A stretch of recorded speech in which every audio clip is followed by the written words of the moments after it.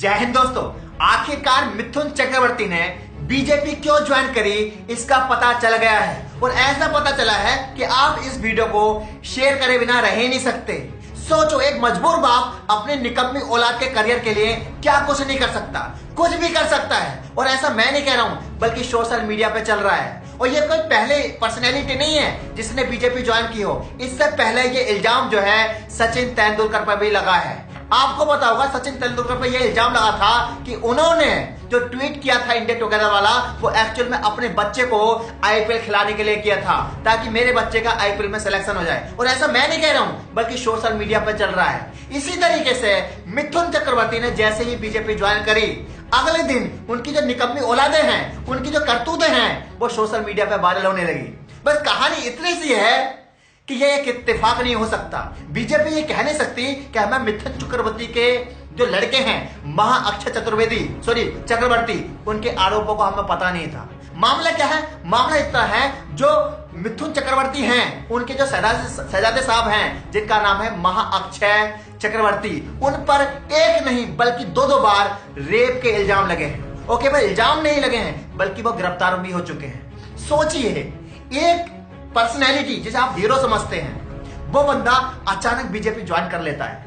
But जब उसके background को आप खगोलते हो तो पता चलता है उसकी औलाद तो निकम्मी है।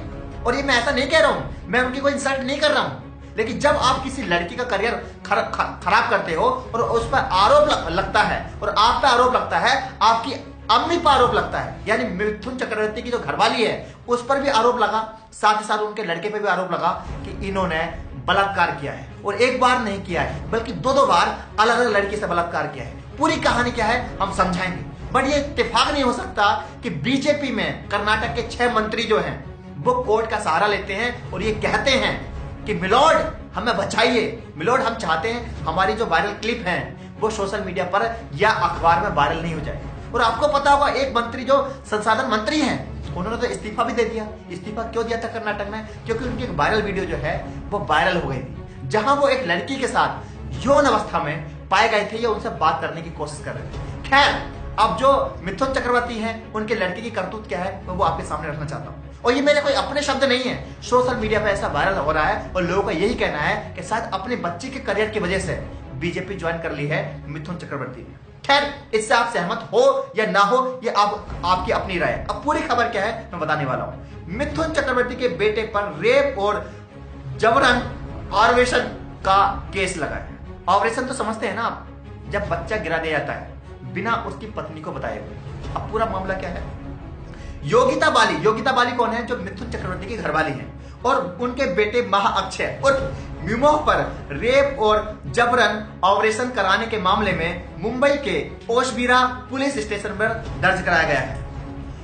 मिथुन चक्रवर्ती की पत्नी योगिता बाली और बेटे अक्षय उर्फ मिमोह पर रेप और जबरन ऑपरेशन कराने के मामले में मुंबई के ओशिवरा पुलिस स्टेशन में दर्ज किया गया है। पीड़ित द्वारा पुलिस को दी गई लिखित शिकायत के मुताबिक वे मिथुन के बेटे अक्षय के साथ 2015 से रिलेशनशिप में थी। अक्षय ने इस दौरान उनके शादी का झांसा देकर शारीरिक संबंध बनाए। पुलिस को दी गई लिखित शिकायत में पीड़ित ने बताया कि 2015 में अक्षय ने उनको घर पर बुलाया और उसे सॉफ्ट ड्रिंक में नशीली दवाई दी थी और उसके साथ फिजिकल रिलेशन बनाए। बाद में शादी का झांसा देता रहा। अक्षय 4 साल तक पीड़िता के साथ शारीरिक संबंध बनाता रहा और शारीरिक मानसिक तौर पर उसे पीड़ा पहुंचाता रहा।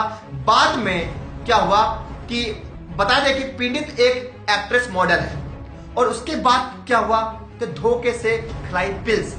पीड़िता के मुताबिक जब वह इस रिलेशनशिप की वजह से प्रेग्नेंट हुई तो अक्षय ने उसे ऑपरेशन कराने के लिए दबाव डाला। जब वो नहीं मानी तो उसे कुछ पिल्स देकर उसका ऑपरेशन भी करा दिया। पीड़िता के मुताबिक उसे नहीं पता था कि उसे पिल्स दी जा रही है, उसका ऑपरेशन हो जाएगा। पीड़िता का कहना है अक्षय की मां और एक्टर मिथुन चक्रवर्ती की पत्नी ने पीड़िता की शिकायत के बाद पीड़िता को धमकाया था और इस मामले को रफा दफा करने के लिए दबाव भी बनाया, और उन पर इस मामले पर केस भी दर्ज हुआ था। उनकी मां पर भी केस दर्ज हुआ था। यहां तक 376 उन पर केस दर्ज हुआ था, और जहर देकर या दूसरे तरीके से चोट पहुंचाना इस पर भी हुआ था। यहां तक धोखाधड़ी तक का केस हुआ था। और ये कोई नया मामला नहीं है, उससे पहले भी एक 2018 पर उन पर इल्जाम लग चुका है। सोचिए, क्या बीजेपी कह सकती है कि हमें जो मिथुन चक्रवर्ती है उनके बच्चे के बारे में पता नहीं? बीजेपी तो ये कहती है ना बेटी बचाओ और बेटी पढ़ाओ। बीजेपी तो ये कहती है ना कि हम जो है महिलाओं की सुरक्षा के मामले में बहुत आगे हैं। आपको पता होगा योगी जी बंगाल गए थे, वहां जाकर क्या बोले थे कि ममता दीदी के इलाके में महिलाएं सुरक्षित नहीं है। अरे भाई किससे सुरक्षित नहीं है? आप ही के जो मिथुन चक्रवर्ती हैं उनके लड़के के साथ महिलाएं सुरक्षित नहीं है। ऐसा मैं नहीं कह रहा हूं, सोशल मीडिया पर करतूत कह रही है। इसलिए लोगों का यह कहना है कि कहीं ना कहीं मिथुन चक्रवर्ती ने बीजेपी ज्वाइन की है।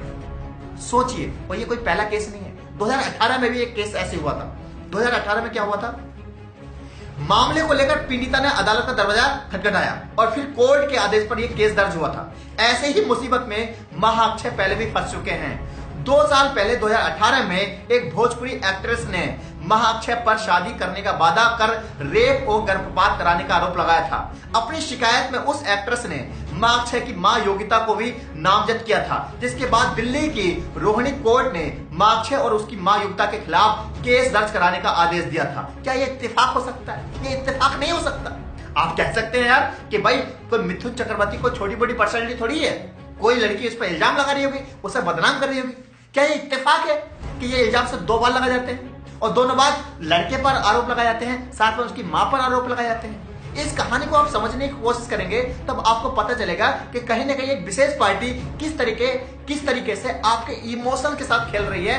किसी इंसान की जो पब्लिसिटी है उसको यूज करने की कोशिश कर रही है। क्या ये ऐसा उचित है? ऐसा बिल्कुल भी उचित नहीं है। सवाल यह है दोस्तों, हो सकता है बीजेपी को कल का पता नहीं था, लेकिन क्या बीजेपी को आज पता चल जाएगा जब सोशल मीडिया पे ये सारी चीज वायरल हो रही है, तो क्या वो मिथुन चक्रवर्ती को अपनी पार्टी से निकालेंगे? इतना आसान नहीं है। इतना आसान इसलिए नहीं है क्योंकि चाहे वो चिन्मयानंद स्वामी हो, चाहे वो कुलदीप सिंह सेंगर हो, अक्सर एक विशेष पार्टी के अंदर पाए जाते हैं। और हम सबको पता है चिन्मयानंद स्वामी पर क्या इल्जाम लगा था और कुलदीप सिंह सेंगर पर क्या इल्जाम लगा था। यह बात मैं यहाँ कोई आशाराम जी की नहीं कर रहा हूँ, यहाँ मैं बात राम रहीम की नहीं कर रहा हूँ, एक विशेष पार्टी की बता रहा हूँ। एक विशेष पार्टी में कुछ लोग आते हैं और किस तरीके से उन पर गंभीर इल्जाम लगते हैं। और दोस्तों ये कोई नई बात नहीं है। आपको पता हो कर्नाटक में भी कल मैंने रिपोर्ट बताई थी और जहां बताने की कोशिश करी थी कि जो संसाधन मंत्री है उनका एक वीडियो वायरल हुआ था एमएमएस। उसके बाद उन्होंने अपने पद से इस्तीफा दिया और उसी से घबराने के बाद बीजेपी के जो 6 मंत्री हैं, जो मौजूदा मंत्री हैं, उन्होंने क्या किया? कोर्ट का सहारा लिया और कोर्ट में उन्होंने ये दलील दी कि हम नहीं चाहते कि हमारा कोई वीडियो जो है वायरल करा जाए, मीडिया वाले या सोशल मीडिया पर उस खबर को वायरल किया जाए। कहीं ना कहीं जो कहानी का सिद्धांत है, बताने का मकसद है, वो बस इतना सा है कि क्या एक बाप इतना मजबूर हो जाता है कि अपने बच्चे का करियर बचाने के लिए या अपने बच्चे के दाग को खत्म करने के लिए एक पार्टी को चुन ले? क्योंकि ये इल्जाम जो है इससे पहले सचिन तेंदुलकर पर भी लग चुका है। खैर, ये जो मैंने आपको बताया है ये कोई मेरे व्यक्तिगत विचार नहीं है। मैंने आपको अखबार के सोर्सेज से, सोशल मीडिया के सोर्सेज से बताया। इस पर आपकी क्या राय है कमेंट बॉक्स में मुझे जरूर बताइए। क्या आपको भी लगता है कि मिथुन चक्रवर्ती ने किसी दबाव की वजह से बीजेपी ज्वाइन की है? मिलता हूं नई वीडियो के साथ, तब तक के लिए जय हिंद, अपना ख्याल रखिए।